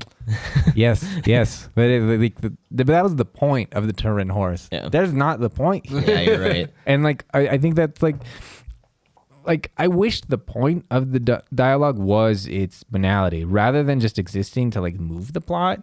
Like, I wish they would say things like, oh, does the grass look less green to you? Maybe there's some fertilizer in the back we could use to liven it up. Or these dishes just aren't the right hue of green. I wonder if we break them, they'll bring us new ones that go better with the table linens. You know, something just like they're so, you know, I want them to be consumed by the rote motions of domesticity as people normally do in real life. Things like this would better serve the purpose of what the film is trying to say. Like, trapped in this dystopian hellscape, they're concerned with things that have nothing to do with their unnatural situation, but they become the purposes of people who didn't even want any of it. Yeah. I keep trying to think of like, we got to get into a part where we start saying good stuff. Well, I mean, we'll I get have like there. a theory, and like I think it kind of There's makes things that are not pleasant about this movie better. So there's we style wanna- things that yeah. I have. I guess, we want to move on. She hits, because the boy is now big. He's an adult boy. He's a man. Yeah. Is what you call those. It's actually, well, the character is titled as the boy 2, number 2. Really. Yeah. Oh, really? Yeah. So it's. Are you sure? Well, that's what I have pulled up online. Are you sure that's not I don't know one, if in one of the boys that in like the red room or the green room? No, it's I can see it on this the computer. actor. It is. It's the actor. I don't know if it's it's literally in the credits. I don't know what it is, but I'm just saying he's still credited as the boy. Yeah. Yeah, the boy. I just He would doesn't think it would change be to the boy man. too. So. Yeah. Oh, I mean that might just be. Oh, how do it you is. mean the boy also, or I was thinking like the boy like Roman No, it's numeral 2. boy number like #2. It's like what the What? computer says. Yeah. Hey, I'm- Is it? And it's Ina Hardwick. yeah. What? Yeah. That doesn't make any sense. Why? I don't They know. can't even get the credits I right. don't know. I would just call him Martin again because that's who he is. Yeah. Yeah. I would say, yeah, but he's an adult now. Yeah. And after Tom dies, then Gemma hits him in the head with the pickaxe, and that's when I think you get this. The only exciting part of this movie. Yeah. This is the only. I was like, oh shit. Okay. Cool. Yeah. Like when he lifts up the sidewalk. Yeah, I think he crawls away all creepy. Yeah. It's like that's like the Yeah, it's like and he's like creepy parts. Yeah. It's literally the exact same noise he makes. Yeah, he makes Whatever. all kinds of sounds. Yeah, it's it's great creepy. It's sound great. design again. Hey, check another thing that I like about this film. Yeah, there we go. I actually think I already said that. So, You but did. I mean, I liked it enough to say it again. There you go. Yeah, and then she goes in and she starts seeing like other, I guess like nests. I do like the shot of like she's like slides in and like slides the pickaxe in Yeah. under and it's kind of cool because it's from the perspective of Artie being under the sidewalk. Yeah. And you see the pickaxe slide in real quick, and I was like, oh, that's actually a good. It was a good shot. That's a good yeah. shot. Yep. Stylish, Yeah. one might say. Yeah. Yeah, almost like apply some of that This is like style the entire, to the rest of your film. entire good part of the movie is Yeah. happening right now. Yeah, so you're spending an hour and at this point like an hour and 30 minutes. Yeah. To get a payoff in the last 5. It's, Yeah. Goodness gracious. And But like I think this movie where the movie gets like even more like this is where it gets like actually creepy to me. Is when she's going through the rooms, like the rooms are all lit in different colors, and there's the kid like was it the green room that he's watching them bang, and the kids clapping, and there's another stressed out mom just like looking at Gemma, like why am I here? Why am I doing this? And that's what I'm saying. and she's just like kind of melting through the rooms too, like sinking through them. Yeah, which I because, did not get. You can kind of think of it as if you think of it as separate dimensions, like that. That's kind of what he was saying. If she's not meant for that dimension, she can't actually interact with those So physical she just spaces, keep falling through until she ends back up in her own. which is why it happened that way. yeah. Okay, that makes sense. So like I said, it's like this movie has like kind of nothing going on in it until the end, and then you get this like this cool bit, but it's like I wish they would have had like little nods to it throughout the film, and then it makes the whole thing much more interesting. I'm not saying that you don't spoil the end, but it would be neat if there was like, I don't know, maybe they get glimpses or they hear more stuff of. It's like you said, you imagine that when they hear the echoes, it's other people there. Oh, I didn't think it was other people. I thought it was the magpies. Oh, okay. Okay. Well, never mind. Yes, then I'm scurrying through the firmament. Yeah. Firmament. That's why I said it that way. So it would have been, I just wish there were more nods, more like kind of set up for the end, because all of a sudden the end is happening. Like he goes through the sidewalk and it's all this craziness, and I was like, what? Yeah. Where is this coming from? So I wish they had taken that point and moved it back like 20, 30 minutes and gotten rid of 20, 30 minutes of them living together so that they could kind of explore what would be the themes of the film, all of these other people going through things that they don't want, but they're here because by our social standards, these are the things that you should have and should want, and these are how people behave like that. And that's where we get these weird mimicking things from other people doing these things and telling us these are the things they want because they saw other people doing them. And like that would be like, they didn't, like if they literally just said that, I think this movie would have made a lot more sense. They didn't, but everything else to be so obvious except for that blows my mind. So like you're moving to the end, and she's back in her home, like number 9, and he's zipping her up. Yeah, the boy's putting her in a body bag, which he puts Tom in a body bag too. It's like it shows up in the box, and Gemma's like horrified by it. So before Tom dies, so real quick, just about that. She's asking him. He's like, "Can we go inside?" Like he's sick and all that stuff. And he's like, maybe it's time for him to leave or whatever. To be released. To be released, yeah. And he clearly meant like he's gonna fucking die. Yeah. I'm gonna toss him in this goddamn hole that he just dug for himself. Yeah. The body, all the body bag stuff is very ominous and creepy. Yeah. It's like I guess that's a good part of the movie. Yeah. But, and then she's asking him like, why? Like, why am I here? She's like, to be a mom. Yeah. And then to die. Yeah. Yep. And Which then I actually think is like a nice. That's actually a nice, not a nice bit. It's a well done bit of the film. Yes. Is like that kind of closing scene with Gemma and the boy, and he zips her up, and then he's clunking her down the stairs. Yeah. Like it's a visceral scene to watch. It's gross. I love too almost how, as gross like, what's gonna come up after that. Yeah, and I do love like throughout the whole film, just the way she says it. I am not your mother. Yeah. And it just felt like it almost felt like Game of Thrones vibes, like from Jon Snow. She is my queen. Yeah.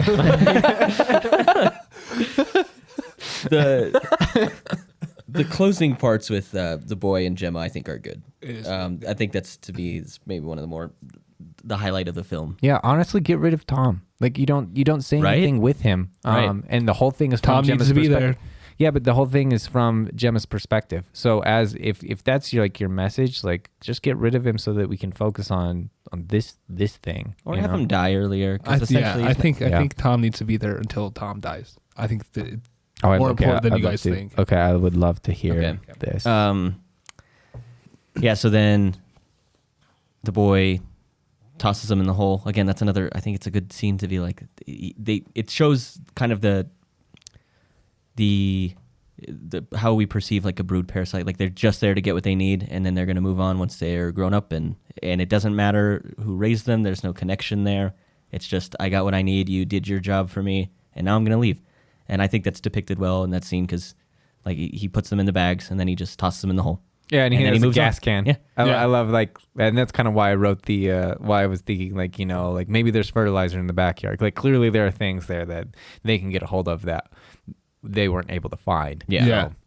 So it's I think that part's done well. It shows kind of what this parasite is about, and without saying anything. Yeah. Again, this is why you can use it, like you were saying, like the whole highlight of the film when nobody was talking. When everyone shuts their goddamn mouth. Yeah, it's the best part of the movie. Which Calvin had brought up. Maybe the whole movie would be better.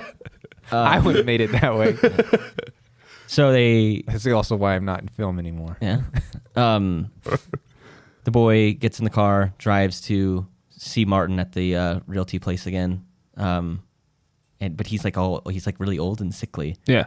Which I think is kind of neat too, because it shows like it's not like the boy, they reach adulthood, they have like a quick maturation period, and then they just continue like a normal lifespan. It's like their whole lifespan is accelerated. So, Like a dog. Woof, woof. yeah. Yeah.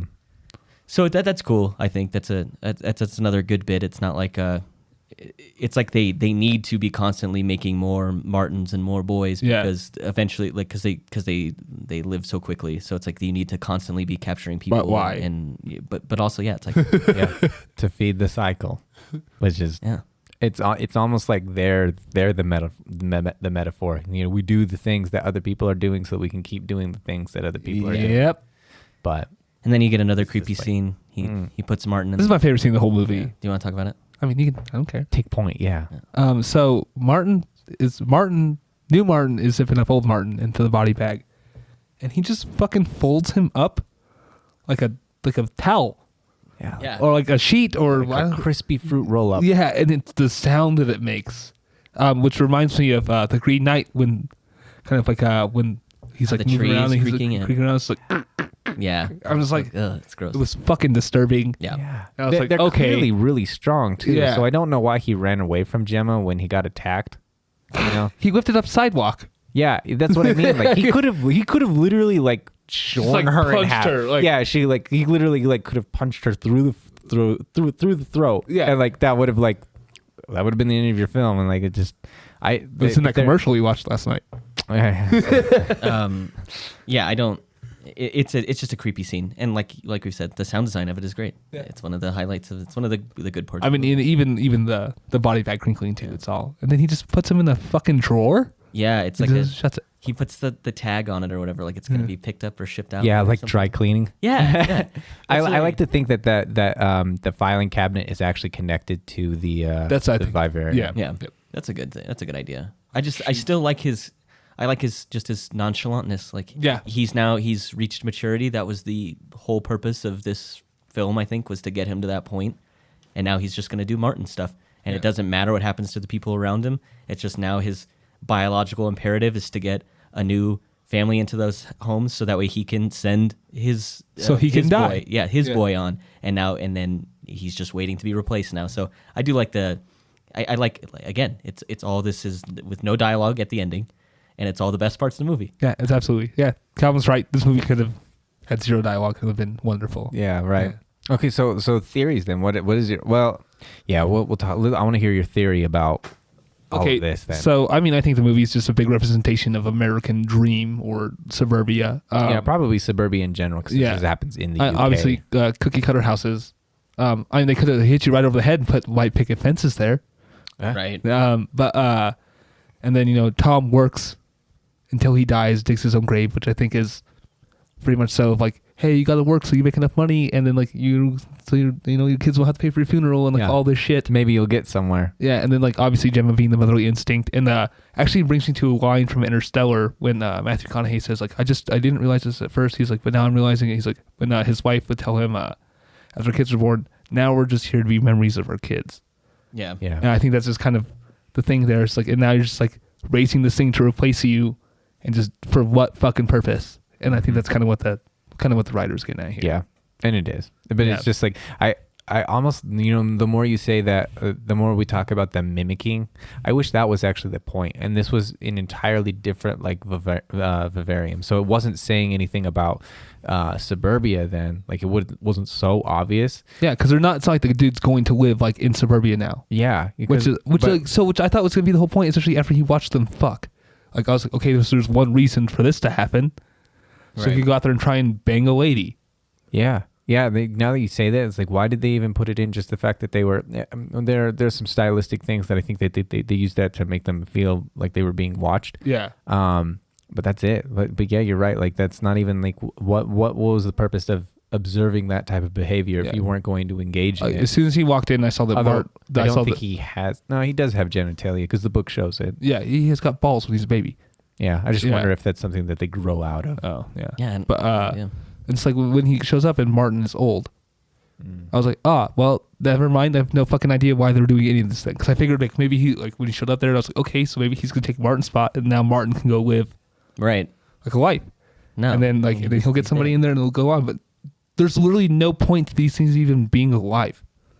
I mean, I mean, that's literally how a parasite lives. Its only function is to live long enough. I mean, that's essentially, and that's kind of one of the theories I have. The function of any living thing is to live long enough to propagate its genes and then die. Yeah. Yeah, I mean, but that's- with a limited yeah. resource, the limited amount of resources they have, why expend more resources than what you need to achieve these objectives? Right. It doesn't make any sense biologically why they would be engaging in any of these behaviors. Yeah. Because they're not, talking about game theory, they're not non-zero sum. They're zero sum. Like they're not gaining anything that Exactly. they wouldn't have already had.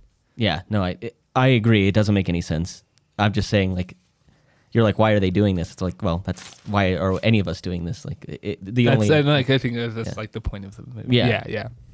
But yeah, but things I do like, just the way that they set up a lot of the shots in the house. I don't know if you guys noticed the fisheye lens that they used Yeah. on everything.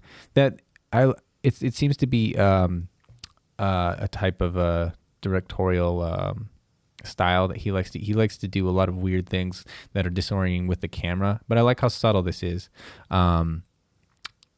It's just it doesn't build to the right thing, but Yeah. it's a lot of if all of the house scenes are just taken together, there's a lot of shots with around corners, out of closets, in bathrooms of them, like, and it gives you this sense of being watched. Yeah. And I like that. I like the fisheye, making it feel like they're being watched or they're in a bubble. There's lots of things like that. And then the idea of frames within frames. We talked about the bed above bed, the model house, Right. the photo of the house, and the mirror shots too, like them sitting on the bed. And there's one really great shot. It's one of my favorites, is Gemma in the bathroom staring at the mirror with the other like little side convex mirror at her, and then you have the closet mirror, and then you have the mirror above the dresser and the door. There's all of these openings. It's a really, really rich scene, just from a filmic mise en scène perspective. Okay. Yeah, that's good. Did you notice that there are so many close-ups in this, like just really straight up on their faces, like when the first time they're in the car together and they're driving to see Martin about the house, it's like there's a couple of really big close-ups on their faces. It kind of happens throughout the movie. Then there's a lot of shots like close-ups on their mouths, which is disgusting. I wish there were more. There's again, like, if you need more of those to like reinforce this keeps happening. It's boring. It's terrible. No one likes it. Like, because when they're all eating and chewing, it happens once. Yeah. It needs more. It So needs more. That's why I bring it up. Is so like it shows up, but it's like, to what end? Like, is it just that that day did he just feel like, like I'm gonna do some close-ups? I have a hankering for it, and I kept thinking, I was like, okay, maybe they're gonna start doing more close-ups where you get to like see more of their mannerisms through their faces, and then it's gonna show the boy mimicking those. But no, like I said, it doesn't show up again. It has these close-ups for a couple scenes, and I don't know why they're in there, because they don't seem to have any function besides it's just a way to put someone in the frame. That's my thought. That was kind of the cinematography note I took on it. I was like, well, why is this in here? Yeah. It seemed different than some of the other, like, there's more conventional shots in this, I think, and this was a little different. But I just don't know to what end. Like, why is it in the film? Usually close-ups are done not necessarily for any symbolic reference, but just to get you in the mind frame of a character, to get in their headspace and see things from their perspective. And in this case, they'd also tried to elevate the level of gross disgustingness. Like, Gemma is always sweaty, which is weird. Like, Jesse Eisenberg always looks like immaculate, I was gonna say, she looks really haggard in this compared to him. Yeah. Like, noticeably more, I think. Mm-hmm. Like, his stubble doesn't ever change or anything either. I was like, how's this guy shaven? Yeah, exactly. Like, it's always the same level of it too. Like, it's not like it's completely. I smooth. get it. Like, it's a movie, but Still, do something about it, man. Yeah, her hair is always constantly changing and like caked to her face with sweat, and like he's just always got the same Jesse Eisenberg hair. Yeah, you did imagine like there's at least bed head or something, Yeah. It's not until he starts digging the hole where he starts to, I think you notice him getting like dirty. But she looks, she looks like she's being worked like this whole time. She's like, she looks tired. Her clothes are always kind of like sloppy on her. Mm-hmm. I think that she has a different look than he does, and again, I don't know why. There's not enough of it there to kind of come up with any reason on your own, except for maybe she's just maybe she's having a more stressful time than he is going through this situation. But I did notice that she looks much worse off than Tom does. Yeah, and I think it's to the design, since it's all from Gemma's perspective. We really need to play up the fact that she is haggard and gross and tired, and really Tom is just there as drama.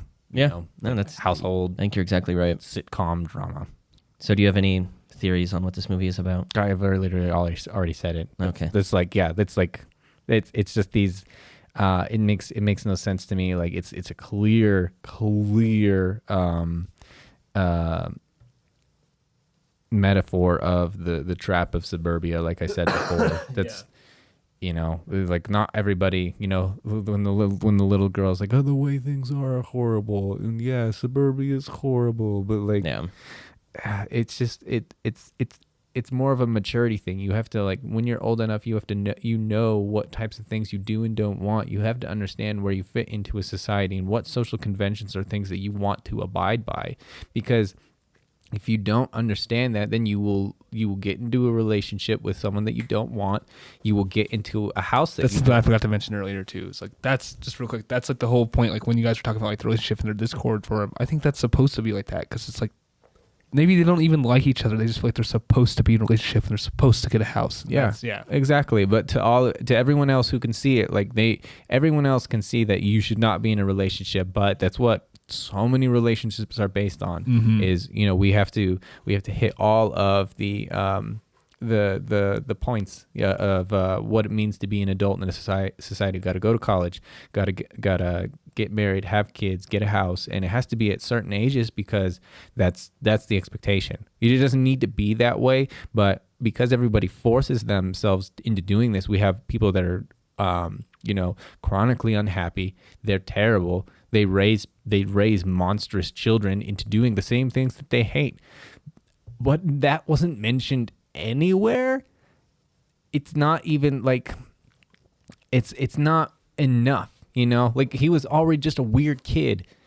So it's not, the metaphor doesn't even work in the way I think that he thinks it does, because it was already like, they're not making the kid terrible. The kid was already terrible. Yeah, exactly. Yeah. Like what they could have done was maybe like made him better, but like, but the nature of this thing. Yeah, you could have explored like nature versus nurture. Yeah, or I mean, the thing is like you could say like the nature of the thing is the system itself. Like you can't override the system. Right. So unless you look at the system as this other thing, like where we say, oh, okay, we don't like these parts of the system, let's try and change things.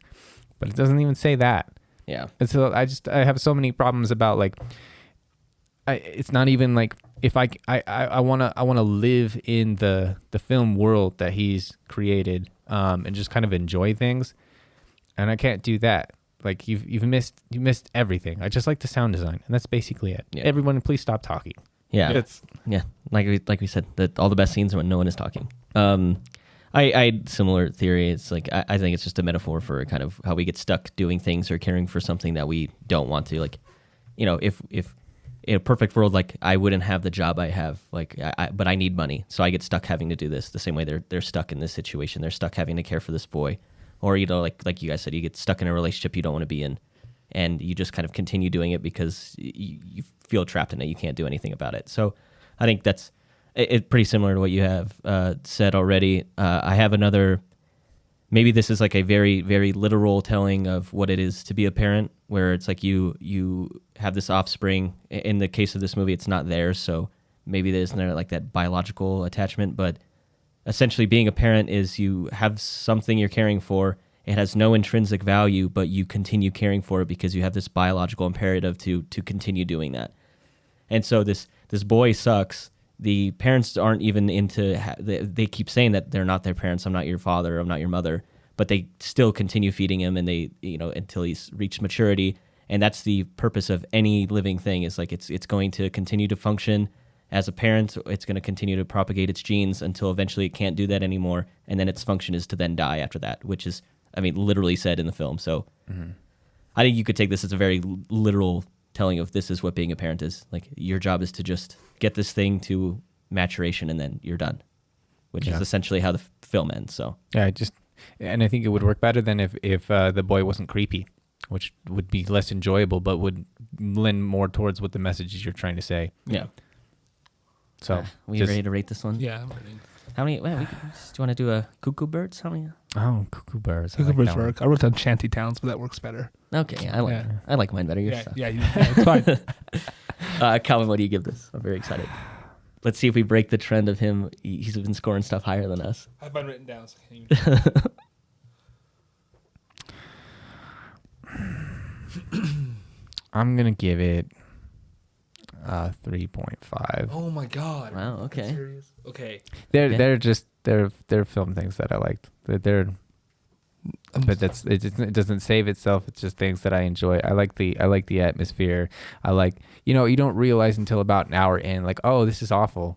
You just for that you're just along for the ride for the most part. Whereas with I Am Sam, like, it was very clearly like, oh my god, this is a train wreck. Yeah. This is gonna be bad. I think that maybe that's why I if I'm stuck and I have to watch one of these two movies, maybe that's why I pick I Am Sam, because I think that's bad in a more entertaining way. Mm-hmm. This is bad in a uninteresting way. With no payoff. Yeah, exactly. Right. So the trend has been broken. Okay. So this movie is, it's terribly, like, it's not long, but it feels so long because it's boring.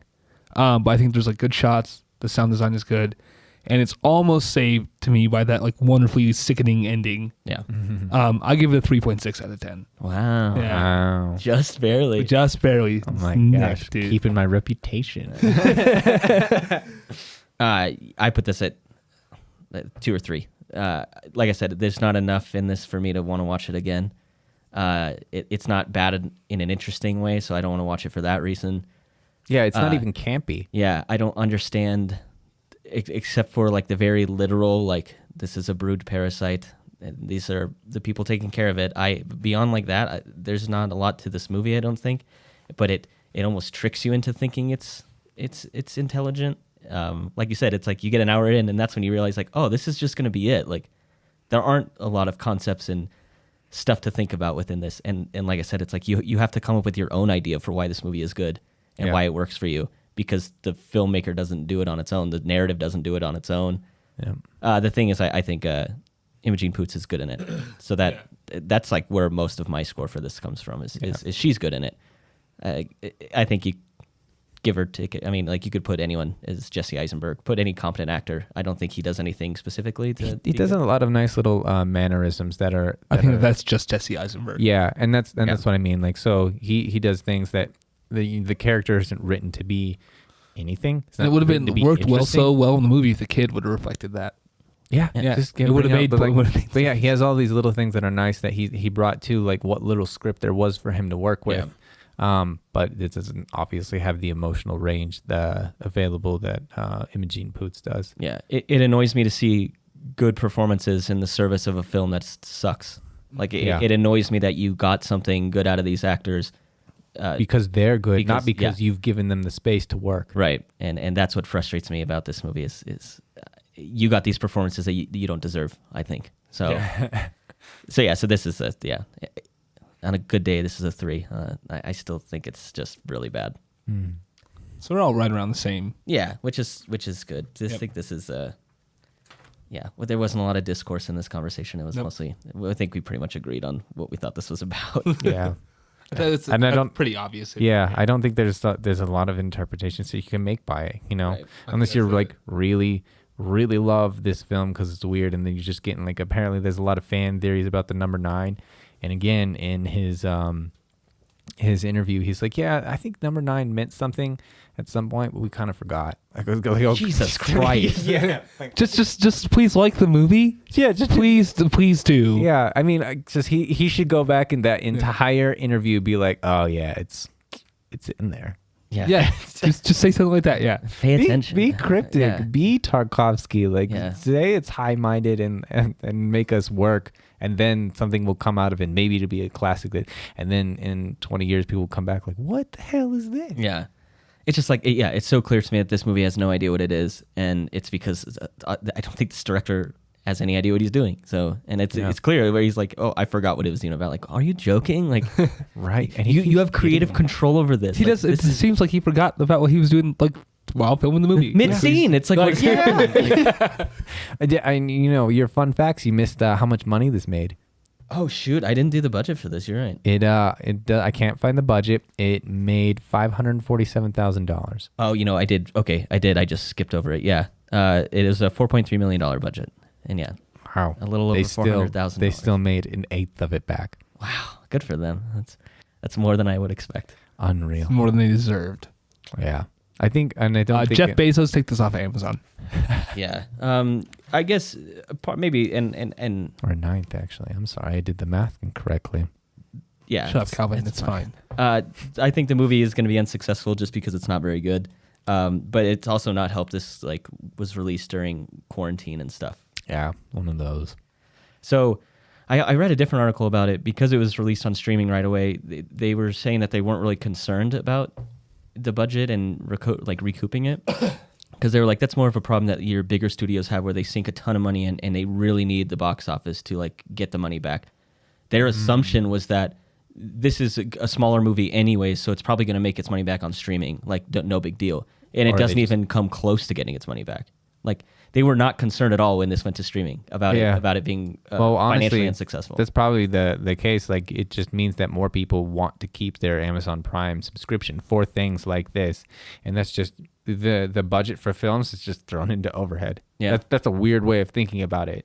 But compared to Bezos's salary, it is. That is. It's just the overhead. yeah. It means nothing to him to Jeffrey lose Bezos. on that. All right, we done with this one? Yeah, I think we're done. Okay, thank God. All right, what are we watching? Let's do that. I started this book. It was recommended to me by a coworker. She usually reads during lunch, and she had this flashy book cover, and I was like, she finished that, and I asked her what it's about, and it's called Call A for Aunties. It's by Jesse Satanto, I believe. The main character. She comes from an immigrant family. Her grandparents were Chinese. They moved to Indonesia. Then there's riots in Indonesia, and so then they moved to Singapore. And so the writer starts the book off by saying it's basically a love letter to her family, and they are close, but they all kind of speak some aunties and some grandparents speak better Mandarin. Some of them speak Indonesian. She prefers to speak in English, so they have a hard time communicating with each other sometimes. But they still are very close. But the story starts off. She goes on a date with a guy that her mom has set her up with. She set up a fake dating profile, and she's been talking to this guy. And so your main character, Mehdi, she goes on this date. He ends up being kind of creepy, makes sexual advances, and he's giving her a ride home. And she wants to get a different ride. He puts his hand on her. He's just being a real creep, and she ends up tasing him. And then the car flips. They get into an accident, and he's dead. And so the story then, it's basically hijinks ensue. She gets the car and the body back home. She gets help from the mom. The mom calls the aunties over, and it's all it becomes it's almost comedic. They're eating dinner and stuff together, having snacks. They're joking about how the conversation between the mom and this guy went. And this book somehow absolves itself of any sorrow or guilt or somber tone. A person died in this. A person died, and it becomes about jokes afterwards. And it's because, admittedly, he's being a creep, but he's dead now. He's dead now, and this book doesn't care about it. The characters care more about the superstition of touching a dead body and what it's going to do to them, and not the fact that this man is now dead. It feels like it's written by a very woke 20-something-year-old. They say LOL and JK and stuff in it. And again, I was glad this was recommended to me, and I am going to finish it. I'm about a third of the way now, but it's totally different than what I usually read. I always talk about sci-fi stuff on this because I just love it. So this is a totally different genre to me. I just don't love the way it treats the men in this book. They say that there's a curse on the family where all the men end up leaving, husbands leave their wives, but there's no context given as to why they were divorced. It just is men are bad. All the male cousins your main character has, they all leave to go to schools in different states. But it's so they're all painted in this they abandon their family. But they're going to get an education. They're doing a good thing still. They're just all portrayed really poorly. So I don't know. really who there's not a lot of people I'd recommend this to. If you're a women's studies student, this is the book for you. Beyond that, I don't think there's any reason to read this. I'm gonna finish it just because I started it, but this book is pretty whack. That's what I got. Nice, man. Nice. I've been watching too much lately. Getting prepared for the NFL season to start. Right. Which I think by the time this comes out, the Hall of Fame game will have been played. So yeah, that's what I've been doing. I've been watching a lot of Pat McAfee and other sports talk shows, just getting prepped and ready for football season. Right. Yeah. So that's all I've been doing. Yeah, I watched a bit of beach volleyball. Nice. There's all kinds of controversy surrounding that. For the women's handball team, you mean? The Norwegian handball team? Okay, by the way, handball is awesome, and handball I do not know why it's not a major sport in America. Did you not know about handball? No, I knew about it. Okay, I was about to say. I played a little bit when I was in high school and middle school. But I don't understand why it's not a major sport in the United States. Crazy athletic plays both offensively and defensively. It's high scoring. Like there's zero reason why this shouldn't be major here. Yeah, it's wonderful. It's amazing. I was on a lot of ESPN3 back in college because that's what you do when you don't actually want to do your schoolwork. Yeah, right. I watched have you ever seen netball? No, I've never seen netball. Yeah, it's like ultimate frisbee and basketball, but that sounds sick. It's weird. I watched the championship for the New Zealand women. Yeah, and that's college with the 3 girls. So I watched a lot of Grey's Anatomy. Oh, yeah, it was awful. I've seen too much of Grey's Anatomy too. I fucking hate that show. It's gonna be a bummer when the Olympics are over. I think by the time this comes out, the Olympics will be over. Yeah. It's always such a cool time. It's just a great. I understand there's all these weird limitations to it this year, but it's still just cool to.